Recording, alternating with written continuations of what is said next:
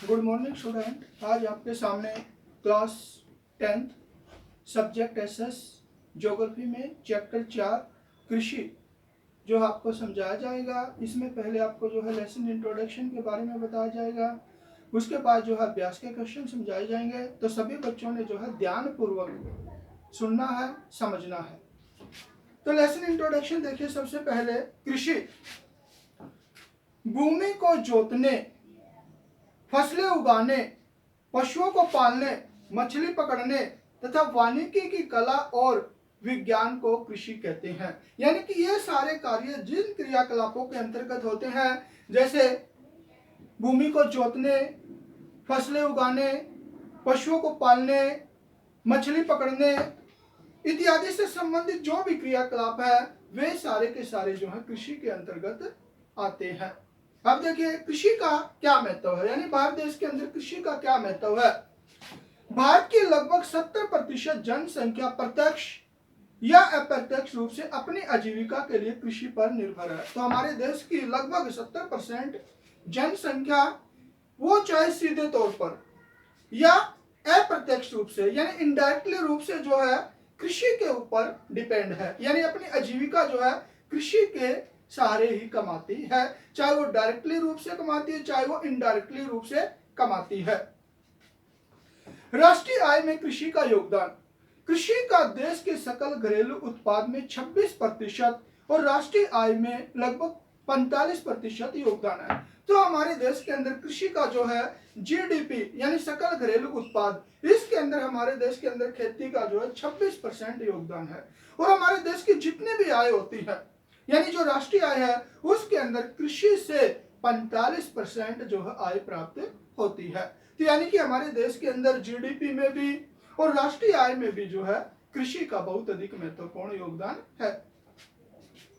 कृषि के प्रकार: प्रारंभिक जीविका निर्वाह कृषि, गहन जीविका निर्वाह कृषि, वाणिज्यिक कृषि, झूम कृषि, रोपण कृषि। यानी कि ये सारे के सारे जो है कृषि की प्रकार है, टाइप्स है। डिटेल में जो आगे इनको समझाया जाएगा। इसके बाद है प्रारंभिक जीविका निर्वाह कृषि, यानी कि थोड़ा डिटेल के अंदर मैं अब आपको बताता हूं इसके बारे में। प्रारंभिक जीवन निर्वाह कृषि भूमि के छोटे टुकड़े पर आदिम कृषि औजारों यानी प्राचीन कृषि औजारों जैसे लकड़ी के हल, डाव और खुदाई करने वाली छड़ी के साथ परिवार के सदस्यों के द्वारा की जाती है। यानी कि जो आपकी प्रारंभिक जीविका निर्वाह कृषि है, इसके अंतर्गत सबसे बड़ी बात यह है कि परिवार के सदस्यों के द्वारा की जाती है। और इसके अंदर जो है प्राचीन जो कृषि यंत्र है, जैसे हल है, लकड़ी का हल है, और इसके साथ साथ आपका जो है खुदाई करने वाली जो छड़ी है जिससे भूमि की खुदाई होती है। यानी कहने के मतलब यह है कि जो प्राचीन कृषि यंत्र है, इसके माध्यम से जो आपकी प्रारंभिक जीविका निर्वाह कृषि जो है की जाती है। झूम, इसे जो है कर्तन दहन कृषि का नाम भी दिया जाता है। झूम कृषि को यानी कर्तन दहन कृषि भी कहते हैं। इस प्रकार की कृषि में किसान जमीन के टुकड़े साफ करके उन पर अपने परिवार के भरण पोषण के लिए अनाज व अन्य खाद्य फसलें उगाता है। तो जो कर्तन दहन कृषि है या झूम कृषि है, इस प्रकार की कृषि के अंदर जो है किसान जो है जमीन के टुकड़े को साफ करता है और उसके बाद जो है अपने परिवार के भरण पोषण के लिए जो है खाने पीने की फसलें जो है वहां पर पैदा करता है। गहन जीविका निर्वाह कृषि, इस प्रकार की कृषि उन क्षेत्रों में की जाती है जहां पर भूमि पर जनसंख्या का अधिक दबाव होता है। यानी कि जो आपकी गहन जीविका निर्वाह कृषि है, ये जो उन क्षेत्रों के अंदर की जाती है जहां पर भूमि तो कम होती है और जनसंख्या ज्यादा होती है। तो इस प्रकार के इलाकों के अंदर जो कृषि की जाती है उसे गहन कृषि का नाम दिया जाता है। वाणिज्यिक कृषि, इस प्रकार की कृषि मुख्य रूप से आधुनिक निवेश का मतलब पैसे लगाना, जैसे अधिक पैदावार करने वाले बीज, यानी कि ऐसे बीजों का प्रयोग करना जिससे ज्यादा फसलों का उत्पादन होता हो, रासायनिक उर्वरकें यानी खादों का उसके अंदर इस्तेमाल करना और कीटनाशकों के प्रयोग से उच्च पैदावार प्राप्त करने के लिए की जाती है। और जो कीटनाशक जो कीड़े मकोड़ों को नष्ट करने वाली दवाइयां हैं, इस प्रकार की बढ़िया किस्म के खाद, बढ़िया किस्म के बीज और जो कीटनाशक दवाइयां है, ये सारी की सारी जो है आपकी वाणिज्यिक कृषि के अंदर की जाती है, जिससे ज्यादा पैदावार हो, ज्यादा बेनिफिट हो। रोपण कृषि, यह कृषि भी वाणिज्यिक कृषि का ही रूप है। रोपण कृषि के अंतर्गत जो है पौधों की रोपाई की जाती है और ये जो है वाणिज्यिक कृषि का एक महत्वपूर्ण रूप है। इस कृषि में लंबे चौड़े क्षेत्र पर ही फसल उगाई जाती है। तो इस जो रोपण कृषि है, इसके अंतर्गत जो है काफी लंबे चौड़े इलाके पर जो है एक तरह की कृषि की जाती है। शस्य स्वरूप, शस्य स्वरूप का मतलब है कि फसल ऋतु। भारत में 3 शस्य ऋतु है, यानी भारत के अंदर 3 फसल ऋतुएं हैं, रबी, खरीफ और जायद। यानी कि इन ऋतुओं के अंदर जो है मतलब जो फसल ऋतु है, इन तीनों के अंदर जो है मतलब फसलें उगाई जाती हैं। रबी फसलें, यह फसलें अक्टूबर से दिसंबर के मध्य तक बोई जाती है। तो जो रबी की फसलें हैं, ये अक्टूबर से दिसंबर के बीच में जो बोई जाती हैं और इन्हें अप्रैल से जून के मध्य काट लिया जाता है। और इन फसलों की कटाई जो है ये आपकी अप्रैल और जून के बीच में जो इन फसलों की कटाई होती है। जैसे गेहूं, जौ, चना, मटर, सरसों, ये सारी की सारी फसलें जो है रबी की फसलों के अंतर्गत आती है। खरीफ फसलें, यह फसलें मानसून के आगमन के साथ बोई जाती है, यानी कि जैसे ही मानसून का आगमन होता है उस समय जो ये फसलें बोई जाती हैं खरीफ की, और सितंबर अक्टूबर में काट ली जाती है। और सितंबर अक्टूबर के अंदर जो इनकी फसलों की कटाई की जाती है, जैसे चावल, मक्का, ज्वार, बाजरा, अरहर, मूंग, उड़द, कपास, जूट इत्यादि। तो ये सारी की सारी फसलें जो है खरीफ फसलों के अंतर्गत आती है। जायद, यह फसलें रबी और खरीफ फसलों के बीच ग्रीष्म ऋतु में बोई जाने वाली फसलें हैं। तो ये जायद की जो फसल ऋतु है, ये जो है आपकी रबी और खरीफ फसलों के बीच के अंदर बोई जाने वाली फसलें हैं। जैसे तरबूज, खरबूजे, खीरे, सब्जियां और चारे की फसलें, ये जो आपकी जायद फसलों के अंतर्गत आती हैं। मुख्य खाद्यान्न, चावल, गेहूं, मक्का। हमारे देश के अंदर जो मुख्य खाद्यान्न है, ये जो है चावल है, गेहूं है, मक्का इत्यादि जो है भारत के अंदर खाद्य प्रमुख फसलें हैं। मोटे अनाज, भारत के अंदर कुछ मोटे अनाज भी बोए जाते हैं, जैसे ज्वार, बाजरा, रागी, ये जो है मोटे अनाजों के अंतर्गत आते हैं। ज्वार, बाजरा जो है उत्तर भारत के अंदर और रागी जो है दक्षिण भारत के अंदर बोई जाती है। तिलहन, मूंगफली, सरसों, नारियल, तिल, सोयाबीन, अरंडी, बिनोला, अलसी, सूरजमुखी, ये जो है तिलहन फसलें हैं। इनकी भी जो भारत के अंदर काफी पैदावार होती है। पेय फसलें, पेय फसलें मतलब पीने की फसलें, चाय और कॉफी, यानी आपकी जो कहवा है, चाय है, ये जो है पेय फसलें हैं। इनका प्रयोग जो है पीने के लिए किया जाता है। इसके बाद आपकी रेशेदार फसलें, कपास, जूट, सन और प्राकृतिक रेशम, ये जो आपकी रेशेदार फसलें हैं, ये जो है रेशम प्राप्त होता है इनसे। प्रौद्योगिकी और संस्थागत सुधार, यानी फसलों के अंदर प्रौद्योगिकी और संस्थागत सरकार के द्वारा क्या कुछ सुधार किए गए हैं। नए कृषि यंत्रों और उर्वरकों का प्रयोग, नए नए कृषि यंत्रों का प्रयोग किया जाता है। नई नई जो है महत्वपूर्ण जो आपकी खाद हैं, रासायनिक खादें हैं, उनका प्रयोग किया जाता है। चकबंदी, यानी कि पहले जो है खेत, एक किसान के खेत 3 जगह 4 जगह होते थे, उनकी जो है चकबंदी करके उस किसान के खेत जो है एक जगह पर जो है इकट्ठे किए गए हैं। पंचवर्षीय योजनाएं, यानी सरकार ने जो है किसानों के लिए विभिन्न तरह की पंचवर्षीय योजनाएं बनाई है। और जमींदारी उन्मूलन, यानी जमींदारी प्रथा को भी अब समाप्त कर दिया है। तो इस तरह से सरकार के द्वारा ये प्रौद्योगिकी और संस्थागत सुधार किए गए हैं, ताकि खेती के क्षेत्र में, कृषि के क्षेत्र में कुछ सुधार हो सके।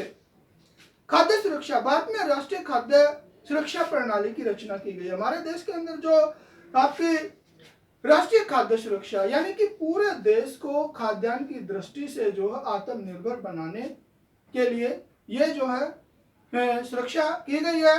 इसके 2 मुख्य घटक है, इसके 2 मुख्य भाग हैं, बफर स्टॉक और सार्वजनिक वितरण प्रणाली। तो ये आपके बफर स्टॉक के अंदर तो जो है अनाज का स्टॉक किया जाता है, और सार्वजनिक वितरण प्रणाली के अंतर्गत जो है गरीब लोगों को राशन की दुकान के माध्यम से जो है अनाज का वितरण किया जाता है। वैश्वीकरण का कृषि पर प्रभाव, वैश्वीकरण ने भारतीय कृषि के सामने प्रतियोगिता के रूप में नई चुनौतियां प्रस्तुत की है। तो हमारे देश के अंदर जो जब से वैश्वीकरण की प्रक्रिया लागू हुई है, उस समय से हमारे देश के अंदर जो है खेती के सामने नई नई प्रतियोगिताएं जो है यानी प्रतियोगिता के रूप में उभर कर सामने आई है। वैश्वीकरण के कारण भारतीय कृषि का स्वरूप बदलता जा रहा है। तो जैसे जैसे वैश्वीकरण की प्रक्रिया बढ़ रही है संसार में, वैसे वैसे हमारे देश के अंदर खेती के स्वरूप में भी बदलाव आ रहा है। काफी उत्पादक राज्य है, यानी कि काफी जो आपका चाय की तरह पीने का पदार्थ है, ये उत्पादक राज्य कौन से हैं? कर्नाटक, केरल, तमिलनाडु, ये जो है कॉफी उत्पादक राज्य हैं। और ये कई बार जो है मैप के अंदर भी आ जाता है, तो इसलिए आपने विशेष रूप से इसके ऊपर ध्यान देना है। कार्बनिक कृषि उर्वरकों तथा कीटनाशकों जैसे रासायनिक खादों, खरपतवार नाशकों के प्रयोग के बिना की जाने वाली कृषि को कार्बनिक कृषि कहते हैं।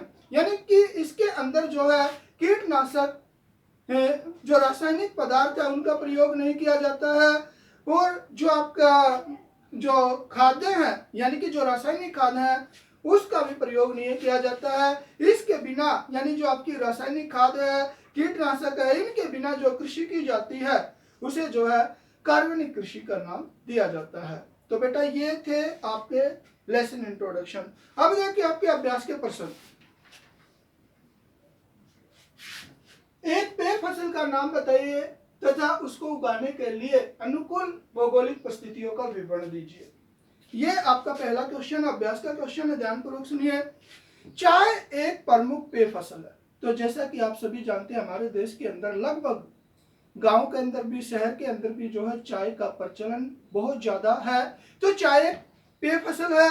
चाय की फसल को उगाने के लिए लगभग अनुकूल भौगोलिक परिस्थितियों की आवश्यकता होती है। तो हमारे देश के अंदर चाय को उगाना है तो कुछ भौगोलिक परिस्थितियां कंपल्सरी है इसके लिए। वो भौगोलिक परिस्थितियां जहां होंगी वहीं पर जो है चाय पैदा की जा सकती है, अन्यथा नहीं की जा सकती। नंबर 1, चाय के पौधे के लिए उष्ण और उपोष्ण जलवायु की आवश्यकता होती है। तो चाय के पौधे को उगाने के लिए जो है गर्म और शुष्क जलवायु की आवश्यकता होती है। नंबर 2, ह्यूमस और जीवांश युक्त गहरी मिट्टी होनी चाहिए चाय के पौधे के लिए, जिसके अंदर मतलब आपके पेड़ पौधों के गले सड़े जीव जंतुओं के जो अवशेष होते हैं, ऐसी मिट्टी होनी चाहिए जिसके अंदर ये पदार्थ मिले। यानी ऐसी मिट्टी के अंदर जो है चाय की फसल अच्छी होती है। भूमि ढलानदार होनी चाहिए जिससे पौधों की जड़ें में पानी न ठहरे, क्योंकि जो चाय का पौधा होता है वो काफी कोमल होता है, इसलिए ज्यादा चाय के पौधों के अंदर जो है पानी नहीं ठहरना होना चाहिए। भूमि जो है ढलानदार होनी चाहिए। बारिश हो गई है, बारिश का पानी जो एक बार उसके अंदर गिर जाए, पानी नहीं ठहरना चाहिए, पानी नीचे जाता रहे। वर्ष भर नम और पाला रहित जलवायु होनी चाहिए। वर्ष भर जो है भूमि के अंदर नमी होनी चाहिए और ज्यादा ठंड नहीं होनी चाहिए। अगर ज्यादा ठंड होगी तो जो आपका चाय का पौधा है वो कामयाब नहीं हो पाएगा। वर्ष भर समान रूप से वर्षा की हल्की बौछारें पड़ती रहनी चाहिए। पूरे वर्ष जो है बौछारें हल्की हल्की जो है पड़ती रहनी चाहिए, जिससे जो है मतलब आपका ये पौधा पनप सके, अच्छी मतलब फसल दे सके। उसके बाद आप भारत की खाद्य फसल का नाम बताइए जहां यह पैदा की जाती है उन क्षेत्रों का विवरण दीजिए। यानी हमारे देश के अंदर आपको पता है गेहूं है, चावल है, ज्वार है, बाजरा, ये सारी खाद्य फसलें हैं। तो इनमें किसी भी एक फसल का नाम बताना है, कैसी जलवायु चाहिए इसके लिए। चावल भारत की एक प्रमुख खाद्यान्न फसल है। तो हमारे देश के अंदर चावल की खेती जो है प्रमुख खाद्यान्न फसल है। हमारे देश चीन के बाद दूसरा बड़ा चावल उत्पादक देश है। तो हमारा भारत जो है चीन के बाद हमारे भारत का नंबर आता है। पूरे वर्ल्ड के अंदर चावल के उत्पादन में भारत का दूसरा स्थान है। भारत में चावल उत्तर और उत्तर पूर्वी मैदानों, तटीय मैदानों और डेल्टाई प्रदेशों में उगाया जाता है। तो हमारे देश के अंदर जो आपका उत्तर भारत का मैदान है, वहां जो डेल्टाई मैदान है, पूर्वी तटीय मैदान है, इन सारे क्षेत्रों के अंदर यानी जहां पर जलोढ़ मिट्टी पाई जाती है वहां पर चावल की कृषि लगभग की जाती है। नहरों के जाल और नलकूपों की सघनता के कारण पंजाब, हरियाणा, पश्चिमी उत्तर प्रदेश, राजस्थान के कुछ कम वर्षा वाले क्षेत्रों में चावल की फसल को उगाना संभव हो पाया। तो हमारे देश के अंदर जो है हरियाणा में, पंजाब में जहाँ पर बारिश कम होती है, और पश्चिमी राजस्थान, इसके साथ साथ इन इलाकों के अंदर जो है नलकूपों की सहायता से, नहरों के जल के माध्यम से जो है चावल की कृषि की जा सकती है। नेक्स्ट देखिए, सरकार द्वारा किसानों के हित के लिए किए गए संस्थागत सुधार कार्यक्रमों की सूची बनाइए। सरकार द्वारा किसानों के हित के लिए निम्नलिखित सुधार किए गए, यानी कि सरकार ने किसानों के हित के लिए जो है काफी सुधार किए हैं। और वे सुधार कौन से हैं? नंबर 1, कृषि क्षेत्र में सुधार के लिए सरकार ने जमींदारी प्रथा को समाप्त कर दिया। प्राचीन समय के अंदर आप सभी को पता कि जमींदारी प्रथा थी, लेकिन खेती के अंदर सुधार करने के लिए उस जमींदारी प्रथा को अब समाप्त किया जा चुका है। जमींदारी प्रथा अब समाप्त हो चुकी है। छोटी छोटी जोतों की चकबंदी करके उन्हें आर्थिक रूप से उपयोगी बनाया गया। इस पहले जो है किसान के 4 जगह खेत होते थे, 2 खेत कहीं किले कहीं होंगे, 2 किले कहीं होंगे। तो सरकार ने चकबंदी करके जो है जहां उसकी जगह जगह जमीन बिक्री हुई थी उसको एक स्थान पर दे के जो है कृषि के उत्पादन में भी बढ़ोतरी की है। रेडियो और दूरदर्शन का प्रयोग करके किसानों को खेती के नवीनतम तरीकों से परिचित करवाया जाता है, यानी कि सरकार के द्वारा रेडियो के माध्यम से, दूरदर्शन के माध्यम से जो है खेती की नई नई तकनीकों के बारे में जो है समय समय पर बताया जाता है ताकि अच्छी खेती हो सके। फसल बीमा योजना के द्वारा फसल की बर्बादी की भरपाई का प्रावधान किया गया, यानी कि फसलों की बीमा किया जाता है। अगर मान लीजिए किसी कारण से फसल बर्बाद हो जाती है तो सरकार के द्वारा जो उस फसल की बीमा के माध्यम से, यानी बीमा करवा रखा है तो उसकी भरपाई सरकार के द्वारा की जाती है। ग्रामीण बैंक और सहकारी ऋण समितियों के द्वारा सस्ती दरों पर ऋण उपलब्ध कराए जाते हैं, यानी कि किसानों के लिए ट्रैक्टर खरीदने के लिए और चीजें खरीदने के लिए सरकार के द्वारा, सहकारी समितियों के द्वारा, बैंकों के द्वारा कम ब्याज पर जो है ऋण उपलब्ध करवाया जाता है ताकि किसान अपनी फसल को बो के ज्यादा फसल प्राप्त कर सके। किसानों के लिए रेडियो और दूरदर्शन पर विशेष मौसम बुलेटिनों का प्रसारण किया जाता है। तो किसानों के लिए रेडियो के माध्यम से, दूरदर्शन के माध्यम से जो है मौसम से संबंधित, यानी इस मौसम में ये फसल उगानी चाहिए, इस मौसम में ये फसल उगानी चाहिए, ये सारी बातें जो है जानकारी दी जाती है सरकार के द्वारा। और विशेष मौसम में फसलों के बोए जाने की जानकारी दी जाती है कि कौन से मौसम में कौन सी फसलें उगाई जाती है, अच्छी रहती है। ये सारी जानकारी जो है सरकार के द्वारा रेडियो और दूरदर्शन के माध्यम से दी जाती है। किसानों के हितों की सुरक्षा के लिए सरकार ने फसलों का न्यूनतम मूल्य निर्धारित कर दिया, यानी कि किसानों का हित हो सके, इसके लिए जो है सरकार के द्वारा कम से कम मूल्य निर्धारित किया जाता है फसल का। भाई इससे कम मूल्य पर जो है किसानों की फसल चाहे सरकार खरीदे या आम आदमी खरीदे, यानी कि इससे कम नहीं खरीद सकता। सरकार को इतना तो मतलब किसान को कम से कम इतना रुपए तो जो है मिलेगा फसल का। नेक्स्ट देखिए, दिन प्रतिदिन कृषि के अंतर्गत भूमि कम हो रही है, क्या आप इसके परिणामों की कल्पना कर सकते हैं? यानी कि दिन प्रतिदिन भूमि से संबंधित कृषि जो है लगातार कम हो रही है, इसके क्या परिणाम होंगे, क्या आप इस बारे में कल्पना कर सकते हैं? देखिए, इससे भारत की खाद्य सुरक्षा प्रभावित होगी। यदि भूमि जो है फसलों से संबंधित भूमि कम हो जाएगी तो खाद्य उत्पादन भी कम होगा और इससे जो है भारत की खाद्य सुरक्षा जो है अवश्य ही प्रभावित होगी। भारत को अपनी विशाल जनसंख्या की खाद्य आवश्यकताओं को पूरा करने के लिए विदेशों से भारी भरकम आयात करना पड़ेगा। जैसे जैसे भूमि कम होती जाएगी वैसे वैसे फसलों का उत्पादन भी कम होगा और भारत के द्वारा दूसरे देशों से खाद्य वस्तुओं को अपने देश के नागरिकों के लिए, अपने देश की जनसंख्या के लिए दूसरे देशों से जो है आयात करना पड़ेगा, यानी दूसरे देशों से ये खाद्य खाने पीने की चीजें जैसे गेहूं है, चावल है, दालें हैं, ये जो है दूसरे देशों से मंगवानी पड़ेगी। कृषि भारतीय अर्थव्यवस्था की रीढ़ की हड्डी है। तो भारत की जो कृषि है वो भारतीय अर्थव्यवस्था की रीढ़ की हड्डी है। इसके पतन के साथ भारतीय अर्थव्यवस्था पर विपरीत प्रभाव पड़ेगा। अगर ये कम हो जाएगी तो इसका बुरा प्रभाव जो है भारतीय अर्थव्यवस्था के ऊपर भी पड़ेगा, यानी कि भारत की अर्थव्यवस्था छिन्न भिन्न हो जाएगी। कृषि भारतीय उद्योग जैसे कपड़ा मिल, जूट मिल को कच्चा माल न मिल पाने के कारण इन उद्योगों को भारी नुकसान उठाना पड़ेगा। जैसे जैसे यानी कि कृषि से संबंधित भूमि कम होती जाएगी वैसे वैसे जो उद्योग धंधे भूमि के ऊपर डिपेंड है, यानी कि जैसे आपका जूट मिल है, कपड़ा मिल है, दाल मिल है, ये जो भी भूमि से संबंधित फसलों के ऊपर डिपेंड है उनका पतन हो जाएगा, क्योंकि उनको जो है कच्चा माल मिल नहीं पाएगा। इसलिए जो है उन उद्योगों का भी पतन होने की ज्यादा संभावना रहेगी। देश में बेरोजगारी की स्थिति हो जाएगी और जब धीरे धीरे मान लीजिए अगर कच्चा माल न मिल पाने की वजह से उद्योग धंधे नष्ट हो जाते हैं तो देश के अंदर बेरोजगारी बढ़ने की भी ज्यादा संभावना हो जाती है। इसलिए कोशिश ये करनी है कि हमें जो कृषि से संबंधित भूमि है उसको कम न किया जाए, ताकि हमारे देश के ऊपर इसका बुरा प्रभाव न पड़े। तो बच्चों, आज आपके सामने जो है कृषि लेसन 4 के कुछ क्वेश्चन लेसन इंट्रोडक्शन समझा दिए हैं। आगे वाले पार्ट के अंदर मैं बाकी प्रश्न समझाऊंगा। धन्यवाद।